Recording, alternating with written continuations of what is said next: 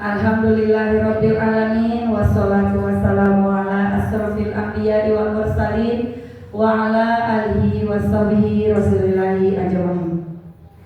Puji dan syukur kehadiran Allah Subhanahu wa taala yang telah melimpahkan rahmat dan nikmatnya kepada kita bersama sehingga kita bisa berkumpul pada hari ini dalam kegiatan diseminasi aksi nyata modul 1.4 budaya positif di UPT SDN 09 Sungai Rumbai yang akan disampaikan oleh Ibu Ida Elvira SPD dan Ibu Evi Mariati SPDI. Sebelumnya kami mengucapkan banyak terima kasih kepada ibu-ibu yang telah berkesempatan hadir pada hari ini. Semoga ibu-ibu semua dalam keadaan sehat walafiat. Baiklah, acara yang pertama acara pertama lagu Indonesia Raya. Hadirin dimohon berdiri.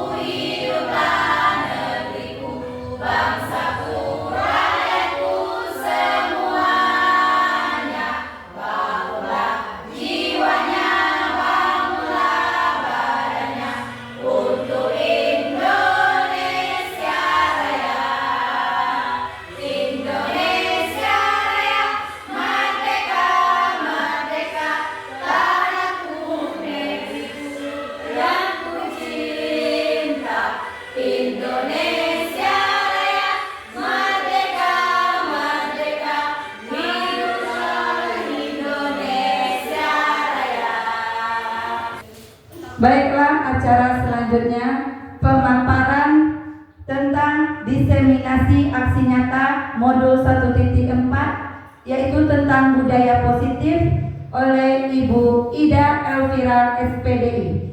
Kepada Ibu Ida disilakan.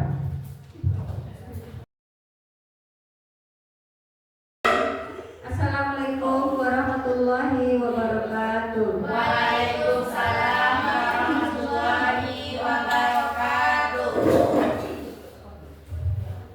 Alhamdulillah, puji syukur kita ucapkan kehadirat Allah Subhanahu wa taala yang telah melimpahkan rahmat dan karunia-Nya kepada kita bersama sehingga kita telah dapat berkumpul di ruangan yang kita cintai ini. Dalam rangka diseminasi aksi nyata modul 1.4 budaya positif di UPT SDN 09 Sungai Rumbai. Salawat kirim salam tidak lupa kita kirimkan ke junjungan kita yakni Nabi besar Muhammad SAW yang telah membawa kita ke alam yang penuh dengan terang benderang yang seperti kita rasakan pada saat ini. Baiklah, yang saya hormati ibu-ibu SDN 09 Sungai Rumbai yang telah bisa menyempatkan hadir pada ruangan ini. Saya ucapkan terima kasih.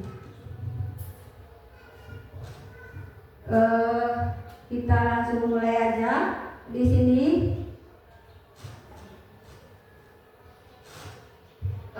Pada acaranya di sini yaitu diseminasi aksi nyata modul 1.4 budaya positif.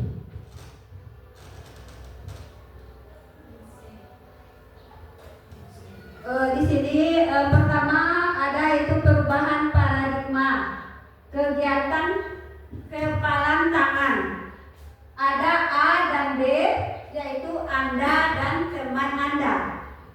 Sobeklah secari kertas kecil, tuliskan benda atau sesuatu yang sangat berharga untuk Anda. Letakkan di salah satu tangan Anda dan genggam benda atau sesuatu tersebut dengan segala daya. Buatlah sebuah kepalan. Kepalan ya. Kemudian teman Anda yang B akan mencoba dengan sekuat tenaga dengan berbagai cara untuk meminta Anda memberikan benda tersebut.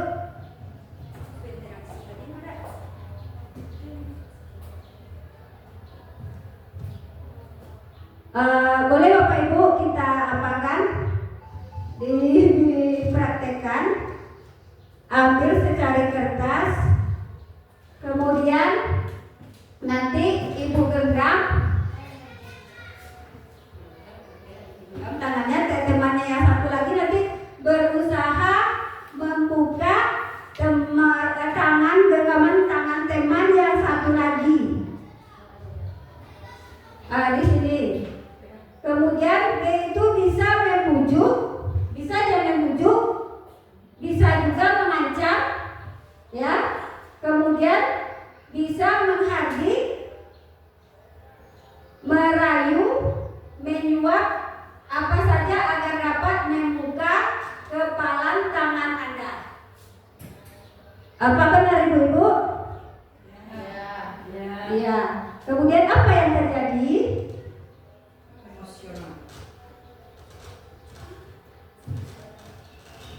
Ya, ada yang emosional, ada yang mengancam, ada yang merayu. Kemudian di sini langsung ke topik yang pertama, disiplin positif dan nilai-nilai kebajikan universal. Yang kedua, teori motivasi, hukuman dan penghargaan restitusi. Yang ketiga, keyakinan kelas. Yang keempat, kebutuhan dasar manusia dan dunia berkualitas. Yang kelima, restitusi. 5, posisi kontrol dan segitiga restitusi. Perubahan paradigma, teori kontrol atau teori pilihan. Yang pertama di sini ada namanya ilusi guru mengontrol murid. Yang kedua, ilusi bahwa kritik dan membuat orang merasa bersalah dapat menguatkan karakter. Yang ketiga, ilusi bahwa semua penguatan positif, efektif dan bermanfaat. Yang keempat, ilusi bahwa orang dewasa memiliki hak untuk memaksa. Perubahan paradigma stimulus respon atau teori kontrol atau teori pilihan. Siapa sesungguhnya yang memiliki kontrol? Siapa biasanya Ibu? Ada yang tahu?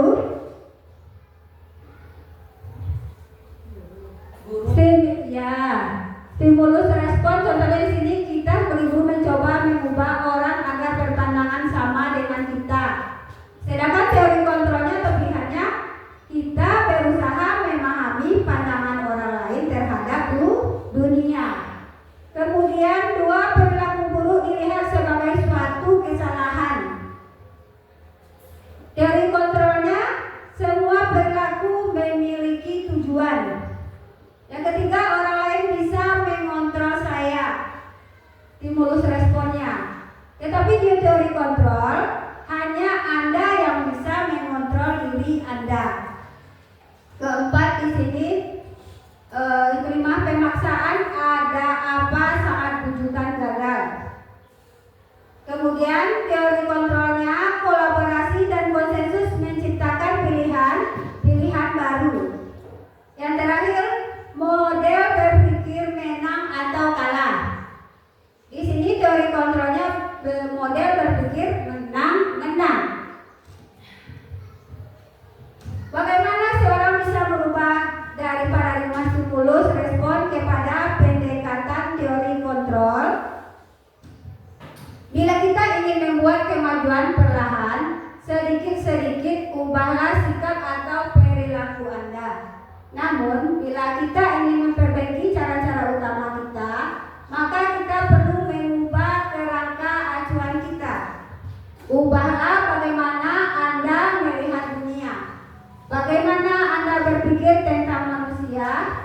Ubahlah paradigma Anda, skema pemahaman dan penjelasan aspek-aspek tertentu tentang realita. Disiplin ini kita masuk pada disiplin positif dan nilai-nilai kebajikan universal.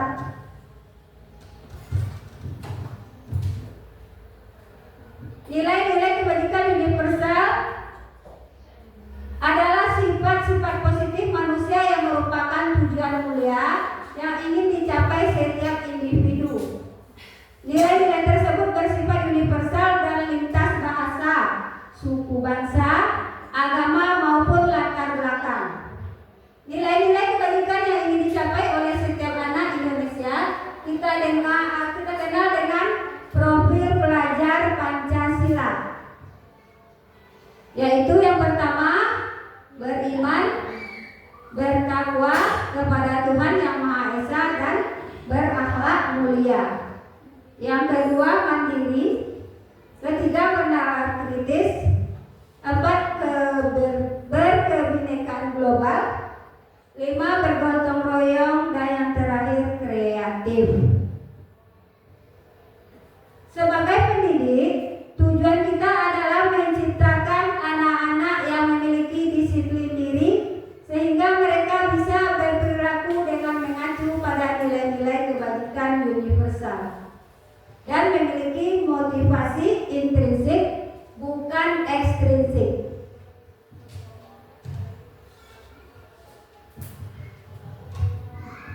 Kemudian masuk pada teori motivasi, hukuman dan penghargaan restitusi.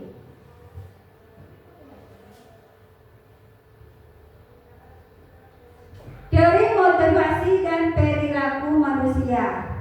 Yang pertama di sini, untuk menghindari ketidaknyamanan atau hukuman apa yang akan terjadi apabila saya tidak melakukannya, ini termasuk motivasi eksternal. Kemudian yang kedua, untuk mendapatkan imbalan dari orang lain atau institusi, apa yang akan saya dapatkan apabila saya melakukannya. Ini juga termasuk motivasi eksternal. Kemudian yang di bawah yang terakhir, untuk menghargai diri sendiri, saya akan menjadi orang yang seperti apa bila saya melakukannya. Ini merupakan motivasi internal. Dihukum oleh penghargaan, bahwa penghargaan berlaku sama dengan hukuman dalam arti meminta atau membujuk seseorang melakukan sesuatu untuk memenuhi suatu tujuan tertentu dari orang yang meminta atau membujuk. Dorongan eksternal dan akan ada faktor ketergantungan. Beberapa dampak dari pemberian penghargaan. Yang pertama di sini ada pengaruh jangka pendek dan jangka panjang. Kedua, penghargaan menghukum. Ketiga, penghargaan mengurangi ketepatan.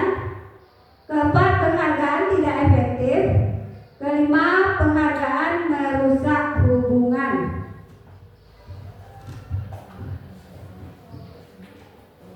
Bentuk program kebajikan atau apresiasi. Pertama, beri pengakuan secara khusus. Kedua, beri pengakuan secara pribadi. Ketiga, beri pengakuan kepada semua murid. Keempat, beri pengakuan secara konsisten. Dan yang terakhir, fokus pada proses.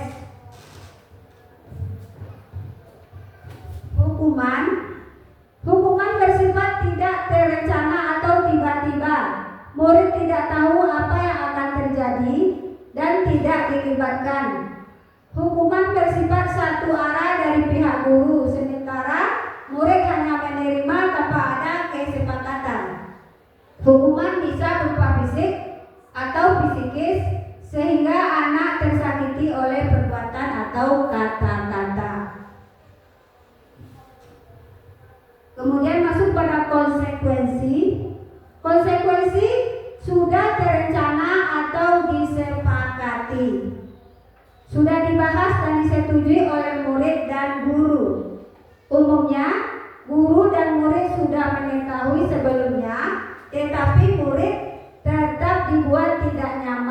untuk jangka waktu pendek. Ini perbedaan hukuman dan konsekuensi. Sesuatu hukuman di sini sesuatu yang menyakitkan harus terjadi. Sedangkan di konsekuensinya sesuatu harus terjadi. Kemudian di sini hukuman membuat anak sakit untuk jangka waktu lama.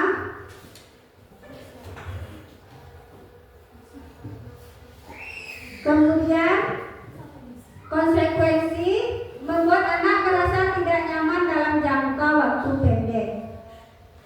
Hukuman anak membenci kedisiplinan. Konsekuensinya anak menghargai disiplin. Hukuman di sini berupa paksaan, sedangkan di konsekuensi stimulus tanggapan. Kemudian mendorong anak menyakiti diri sendiri itu termasuk hukuman. Konsekuensinya mendorong anak agar mudah menyesuaikan diri. Konsep diri yang buruk merupakan bentuk dari hukuman. Konsekuensinya konsep diri yang baik. Kemudian hukuman anak belajar untuk menyembunyikan kesalahan itu merupakan hukuman. Konsekuensinya anak belajar untuk mematuhi peraturan. Kemudian hukuman bentuknya marah, rasa bersalah, dipermalukan, merasa tak dihargai. Konsekuensinya kehilangan hak, dibuat tidak nyaman, diasingkan untuk sementara. Demikian pengapaannya dari saya. Kemudian akan dilanjutkan oleh teman saya CDP Angkatan 11 yaitu Epi Mariati. Kepada Epi Mariati kita persilakan.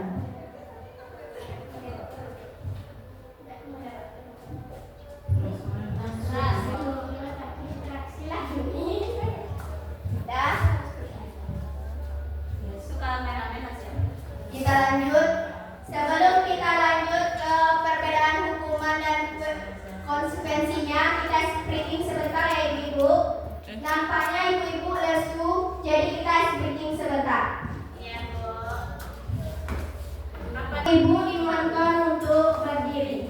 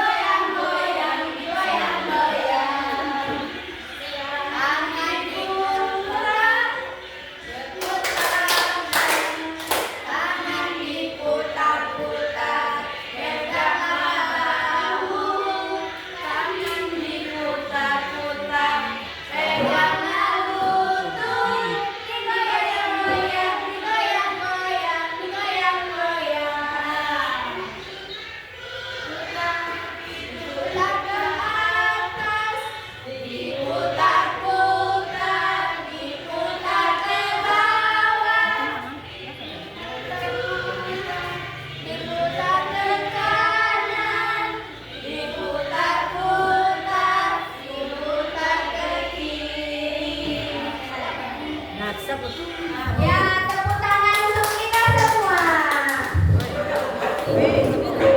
Dan kita lanjut yaitu tentang tindakan guru beserta hukuman atau konsekuensinya. Contoh tindakan guru yang pertama yaitu saya mencontohkan yaitu mencatat 100 kali di dalam buku kalimat. Saya tidak akan terlambat lagi karena terlambat ke sekolah. Itu termasuk hukuman atau konsekuensi ibu-ibu? Ya, hukuman. Lanjut contoh kedua, lari mengelilingi lapangan basket 2 kali karena terlambat hadir ke sekolah. Itu termasuk hukuman atau konsekuensi ibu-ibu? Ya, hukuman. Yang ketiga, murid diminta untuk push up 15 kali katanya, karena tidak menggunakan masker ke sekolah. Itu termasuk hukuman atau konsekuensi? Ya, hukuman. Menggantikan kertas tugas teman yang telah dicoret-coret, itu termasuk hukuman atau konsekuensi? Ya, konsekuensi. Contoh berikutnya yaitu membersihkan tumpahan air di meja tulis katanya karena tersenggol pada saat belajar, itu termasuk hukuman atau konsekuensi, Bu-ibu? Ya, konsekuensi. Lanjut, murid disuruh untuk mengenakan sepatu seharian di sekolah karena tidak mengenakan sepatu hitam, itu termasuk hukuman atau konsekuensi, Bu-ibu? Ya, hukuman. Yang tercontoh tindakan guru yang terakhir itu lari mengelilingi lapangan basket 2 kali karena terlambat 10 menit untuk pelajaran PJOK, itu termasuk hukuman atau konsekuensi, Bu-ibu? Ya, konsekuensi.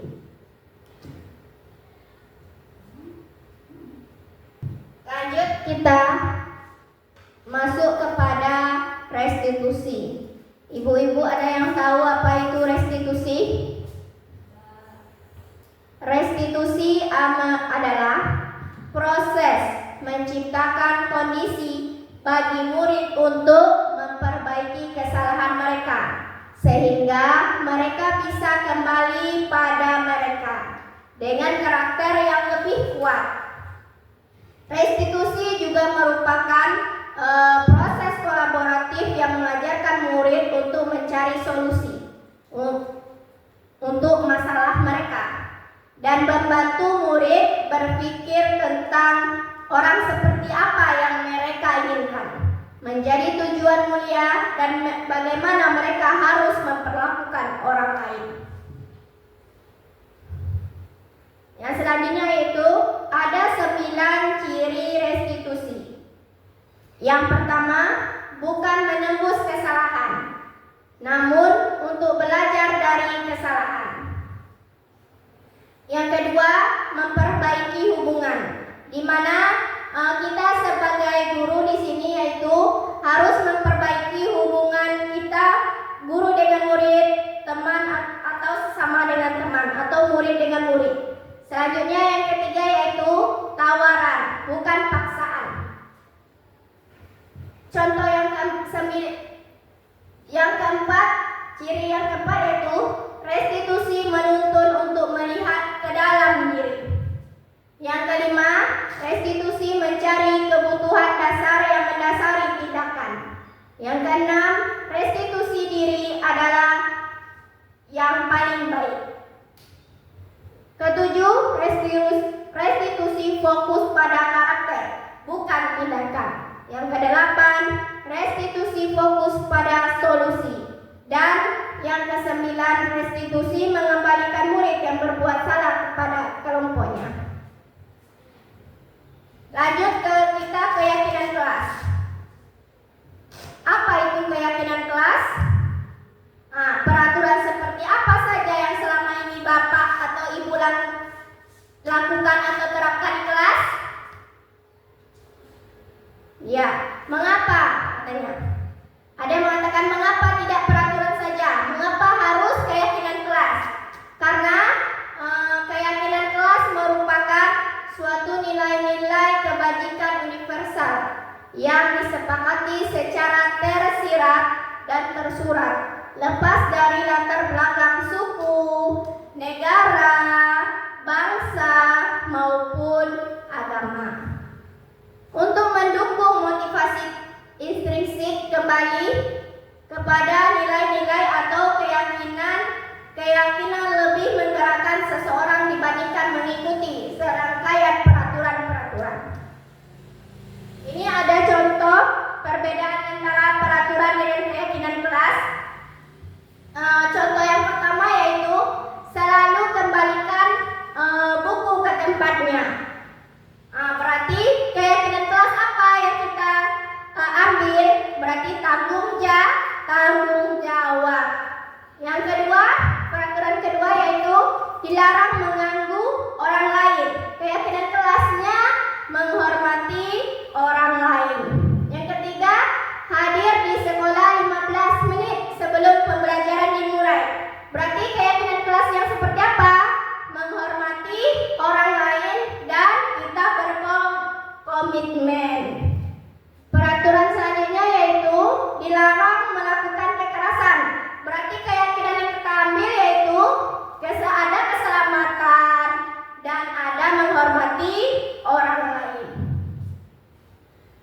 Contoh peraturan selanjutnya itu dilarang menggunakan narkoba.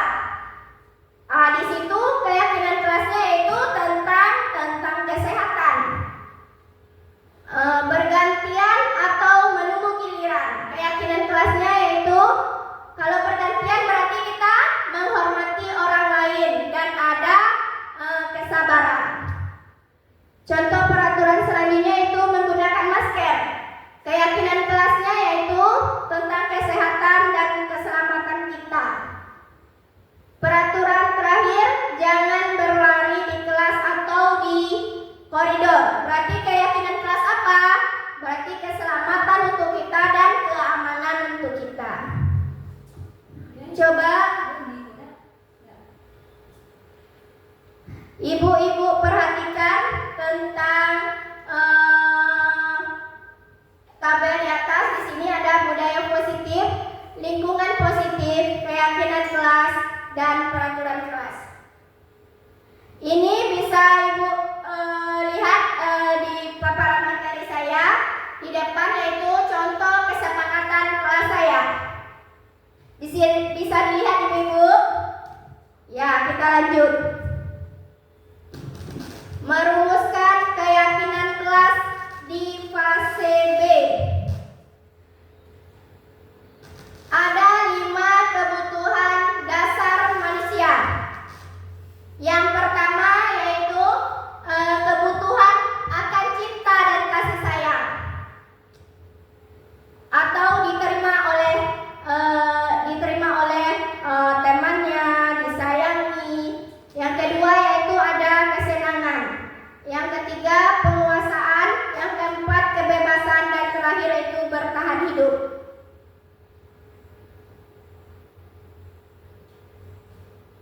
Ada 5 posisi kontrol. Kita masuk ke 5 posisi kontrol kita sebagai guru.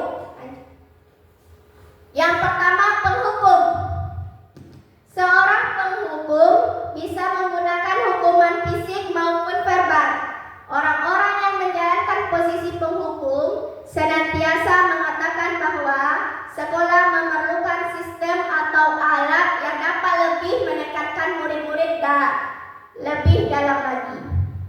Guru-guru menerapkan posisi penghukum akan berkata, seperti ini contohnya ibu-ibu, patuhi aturan saya, atau awas, kamu selalu saja salah. Yang kedua, selalu pasti.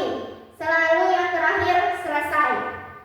Guru seperti ini senantiasa percaya hanya ada satu cara agar pembelajaran dia berhasil, yaitu dengan cara dia sendiri. Selanjutnya, kontrol selanjutnya itu pembuat merasa bersalah. Pada posisi ini, guru akan bersuara lebih lembut. Pembuat merasa bersalah akan menggunakan keheningan yang membuat orang lain merasa tidak nyaman, bersalah, atau rendah diri. Kata-kata yang keluar dengan lembut akan seperti, ibu sangat kecewa sekali dengan kamu. Berapa kali bapak harus memberitahu kamu ya? Gimana coba kalau orang tua kamu tahu kamu berbuat begini? Di sini posisi ini murid akan memiliki penilaian diri yang buruk tentang diri mereka. Mengapa? Murid merasa tidak berharga katanya, dan telah mengecewakan orang-orang yang dia sayangi. Posisi yang ketiga, sebagai teman. Guru pada posisi ini tidak akan menyakiti murid, namun akan tetap berupaya mengontrol murid melalui persuasi. Posisi teman pada guru bisa negatif ataupun positif. Posisi positif di sini berupa hubungan baik yang terjalin antara guru dan murid. Guru di posisi teman menggunakan hubungan baik dan humor untuk mempengaruhi seseorang. Mereka akan berkata, seperti ini contohnya ibu-ibu, ayo bantulah demi bapak ya. Ayo ingat, tidak bantuan bapak Ya sudah, kali ini tidak apa-apa, nanti ibu bantu bereskan. Hal negatif dari posisi teman adalah bisa suatu saat guru tersebut tidak membantu, maka muridnya bagaimana ibu-ibu? Akan merasa kecewa dan berkata bagaimana? Contohnya seperti ini berkatanya, saya pikir bapak atau ibu teman saya. Murid merasa dikecewakan dan tidak mau lagi berusaha. Selanjutnya yaitu guru sebagai pemantau. Memantau di sini berarti mengawasi. Pada saat kita mengawasi, kita bertanggung jawab atas perilaku orang-orang yang kita awasi. Posisi penantau berdasarkan pada peraturan-peraturan dan konsekuensi. Dengan menggunakan sanksi atau konsekuensi, kita dapat memisahkan hubungan pribadi kita dengan murid. Sebagai seseorang yang menjalankan posisi pemantau, pertanyaan yang diajukan seorang pemantau biasanya seperti ini, Ibu. Peraturannya apa? Apa yang telah kamu lakukan? Sanksi atau konsekuensi apa? Seorang pemantau sangat mengandalkan perhitungan, catatan, data yang dapat digunakan sebagai bukti atas perilaku seseorang. Posisi ini akan menggunakan stiker, slip catatan, daftar cek. Di mana posisi pemantau sendiri berawal dari teori dari stimulus respon yang menunjukkan tanggung jawab guru dalam mengontrol murid. Posisi terakhir yaitu kita sebagai guru, yaitu sebagai manajer, di mana posisi ini guru berbuat sesuatu bersama dengan murid, mempersilahkan murid mempertanggungjawabkan perilakunya, mendukung murid agar dapat menemukan solusi atas permasalahannya sendiri. Seseorang manajer telah memiliki keterampilan di posisi teman maupun pemantau. Dengan demikian bisa jadi di waktu-waktu tertentu kembali kepada kedua posisi tersebut bisa diperlukan. Seorang manajer akan berkata seperti ini, contohnya ibu-ibu, apa yang kita yakini? Kembali keyakinan kelas kita. Apa kamu meyakininya? Jika kamu meyakininya, apakah kamu bersedia untuk memperbaikinya? Itu contoh kata-kata untuk kita sebagai manajer.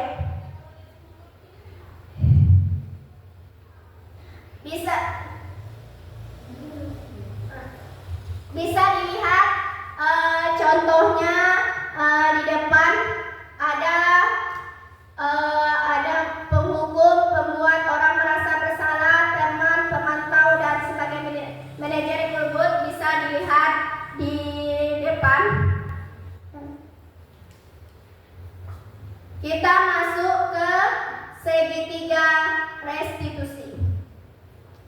Segitiga restitusi itu ada 3. Yang pertama yaitu menstabilkan identitas. Kedua, validasi tindakan yang salah. Yang ketiga, menanyakan keyakinan.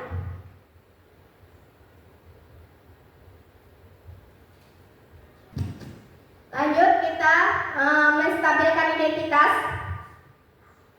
Di sini untuk membuat anak yang merasa gagal karena berbuat salah menjadi positif terhadap dirinya. Gurunya berkata, contohnya seperti ini, berbuat salah itu hal yang manusiawi.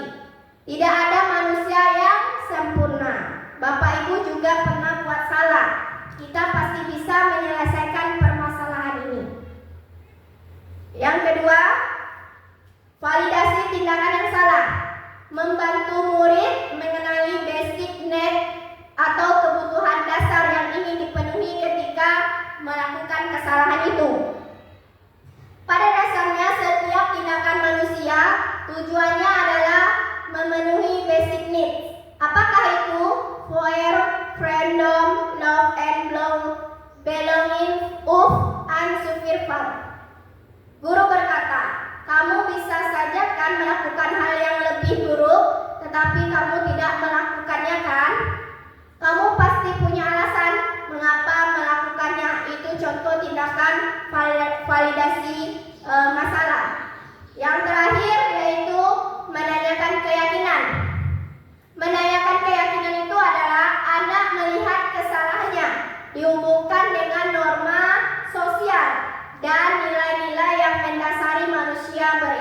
dengan orang lain. Contohnya seperti ini. Apa nilai yang kita percaya dari di kelas atau di sekolah kita? Nilai-nilai universal apa yang telah kita sepakati? Kemudian gurunya juga berkata, menanyakan kepada anak tersebut, kelas yang ideal itu seperti apa sih? Kamu ingin jadi anak seperti apa? Ini adalah contoh praktik segitiga restitusi dalam menyelesaikan masalah. Di sini ada contohnya, yaitu tentang pembuatan video di mana ada anak yang tidak membuat tugas. Ibu-ibu bisa lihat di depan. Yang pertama itu tentang identitas masalah.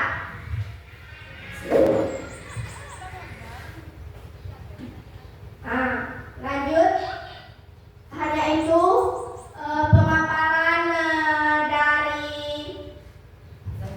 saya dan CGP kami berdua, Ida Elvira dan Evi Mariati, tentang diseminasi disiplin positif aksi nyata di modul 1.4. Terima kasih. Saya kembalikan ke moderator.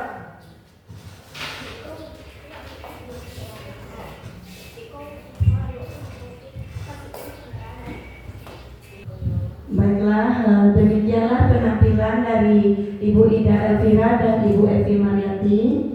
Semoga apa yang disampaikan ibu-ibu tadi bermanfaat untuk kita bersama. Saya sebagai